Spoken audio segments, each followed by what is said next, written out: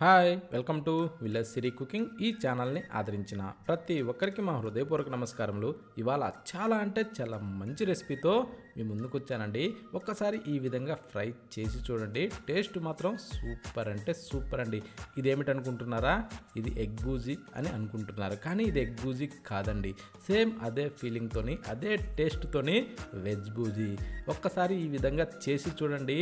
Non veg తినని రోజుల్లో ఈ టైప్లో చేసుకోండి. సేమ్ నాన్ వెజ్ ఫీలింగ్తోని సూపర్ టేస్టీగా ఉందండి. ఎలా చేయాలంటే ముందుగా ఒక బౌల్లోకి దాదాపు 50 గ్రాముల వరకు శనగపిండి తీసుకునేసి, ఆ తర్వాత ఇది బియ్యం పిండి, దీన్ని కూడా ఒక 2-3 టేబుల్ స్పూన్లు అయితే అందులో వేసుకొని, ఇప్పుడు రుచి సరిపడా సాల్ట్ వేసి, ఇప్పుడు వంట సోడా అండి చిటికెడు వేసుకుందాం. వేసిన తర్వాత ఇప్పుడు ఇది మొత్తం బాగా కలిసే విధంగా ఈ టైప్లో మనం బాగా కలుపుకోవాలి. ఓకేనా? ఈ టైప్లో దీన్ని ఉండలో లేకుండా బాగా కలిసే విధంగా కలుపుకోవాలండి. కలిపిన తర్వాత నీళ్లు పోసుకునేసి బాగా మిక్స్ చేసుకోవాలి.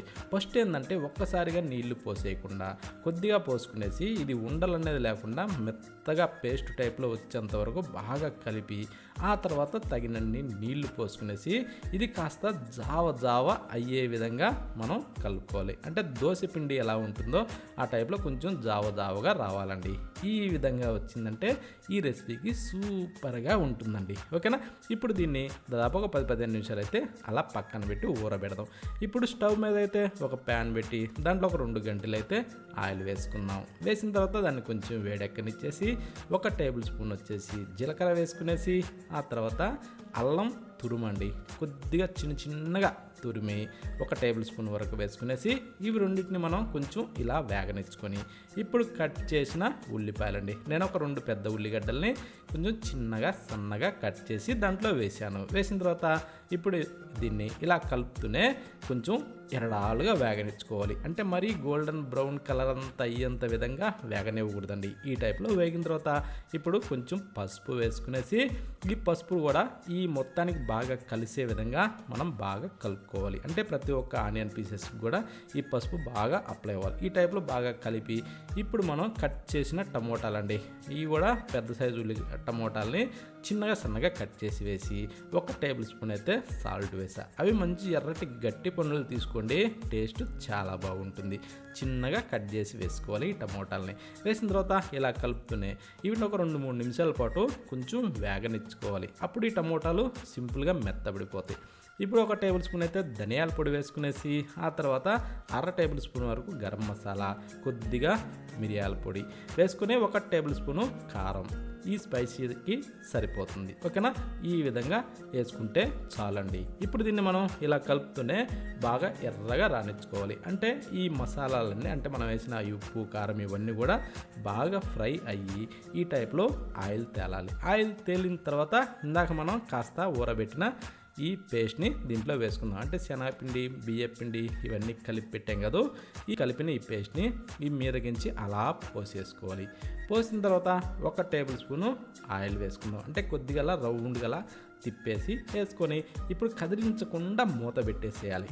మూత పెట్టిన తర్వాత ఒక 2-3 నిమిషాలు అయినాక చూసి మూత తీసి కొద్దిగా, ఏంటంటే మనం మూత పెట్టినప్పుడు ఈ ఆవిరికి అందులో నీరు అన్నది మూత తగిలి లోపల పడుతూ ఉంటుంది కదా, ఆ నీరు అన్నది పైన ఉంటుంది కదా, అందుకోసం అనేసి కాస్త అక్కడక్కడ హోల్ చేసామంటే అదన్నది లోపల అడుక్కల్లా వెళ్ళిపోయేసి బాగా ఫ్రై అవుతుంది. ఈ విధంగా కొంచెం అలా కదిలిపించిన తర్వాత ఇప్పుడు మనం ఏం చేద్దామంటే మూత పెట్టేసుకోవాలండి. మూత పెట్టేసి మరొక 2 నిమిషాలు అలా ఆవురుకొనివ్వాలి. మీద కూడా గట్టిపడిపోతుంది. ఇప్పుడు దీన్ని అలా తిరిగేసుకుంటూ మనం బాగా ఫ్రై చేసుకోవాలి. అంటే కిందకి మీదకి తిరిగేసేయాలండి. అడుగును బాగా ఫ్రై అయిపోయింది కాబట్టి ఇప్పుడు మీద కూడా కొంచెం బాగా ఫ్రై కావాలి కాబట్టి ఈ టైప్లో తిరిగేసుకుంటూ దీన్ని మనం సన్న మంట మీద బాగా ఫ్రై చేసుకోవాలి. అప్పుడే ఇది సూపర్ టేస్టీగా ఉంటుందండి. అంటే మరీ పెద్ద పీసెస్గా కాకుండా కొంచెం చిన్నగా ఉండాలి, అప్పుడే రుచి బాగుంటుంది. ఎందుకంటే ఇది మనం శనగపిండితో చేసాం కాబట్టి ఇది బాగా ఫ్రై అవ్వాలంటే కొంచెం చిన్న పీసెస్గా ఉంటేనే బాగా ఫ్రై అవుతుందండి. తినేటప్పుడు కూడా టేస్ట్ చాలా బాగుంటుంది. ఇప్పుడు కొంచెం ఫ్లేవర్, ఈ పచ్చిమిరపకాయలు ఏంటంటే ఒక 2-3 చిన్నగా కట్ చేసి అందులో వేసుకుంటే వీటి ఫ్లేవర్ కూడా టేస్ట్ చాలా బాగుంటుందండి. ఓకేనా? ఈ ఏంటంటే మనం ఈ ఆయిల్లో కొద్దిగా ఫ్రై అయ్యి తినేటప్పుడు పంటి కింద పడుతూ చాలా బాగుంటుంది. ఓకేనా. ఒకవేళ తినాలనుకున్న వాళ్ళు అట్ట వద్దు అవి తినకూడదు అనుకున్న వాళ్ళు తీసి కూడా ఏరేసుకోవచ్చు ఈ పచ్చిమిరపకాయలని.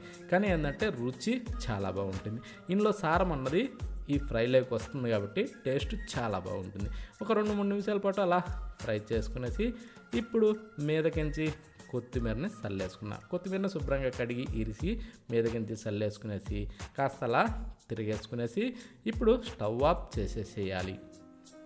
కానీ స్టవ్ ఆఫ్ చేసే ముందుగా మనం ఒక్కటి గమనించుకోవాలండి. మనకు రుచికి సాల్ట్ ఇవన్నీ సరిపోయినాయి లేదా ఒక్కసారి అది గమనించుకునేసి ఒక్కసారి టేస్ట్ చూసి అప్పుడు స్టవ్ ఆఫ్ చేసుకోవాలి. ఓకేనా. స్టవ్ ఆఫ్ చేసిన తర్వాత ఇప్పుడు మనం నిమ్మకాయ తీసుకునేసి సగం దెబ్బ తీసుకొని గింజలు తీసేసి ఇలా రసాన్ని మొత్తాన్ని పిండేసుకోవాలి. ఈ రసాన్ని మొత్తం పిండిన తర్వాత ఇప్పుడు మనం ఆ వేడి మీదనే కాస్త అలా మిక్స్ చేసుకుంటే సరిపోతుందండి. నిమ్మకాయ పిండేటప్పుడు మాత్రం ఎప్పుడు మంట ఆన్లో ఉండకూడదు, స్టవ్ ఆపేసుకోవాలి. ఆపిన తర్వాత మాత్రమే నిమ్మకాయని పిండుకుంటే చేదు రాకుండా టేస్ట్ చాలా బాగుంటుందండి. ఓకేనా. ఈ టైప్లో చేసి చూడండి. సేమ్ ఎగ్గుతోటి చేస్తే ఏ ఫ్లేవర్ అయితే ఏ టేస్ట్ అయితే ఉంటుందో ఇది కూడా సేమ్ అలాగే ఉంటుందండి. అదే ఫీలింగ్తోనే ప్రతి ఒక్కరు కూడా చాలా ఇష్టంగా తింటారు, కడుపు నిండా తింటారండి. నాన్ వెజ్ తినని రోజుల్లో ఈ టైప్లో చేసి చూడండి. రుచి మాత్రం చాలా అంటే చాలా బాగుంది. ఇది తింటుంటే కూడా సేమ్ అదే ఫీలింగ్తోని కలర్ కాంబినేషన్ కానీ ప్రతి ఒక్కరు కూడా చాలా అంటే చాలా బాగుంటుంది. ఈ విధంగా ఖచ్చితంగా చేసి చూడండి. మీరే అంటారు చాలా అంటే చాలా బాగుందని. ప్రతి ఒక్కరూ ట్రై చేయండి.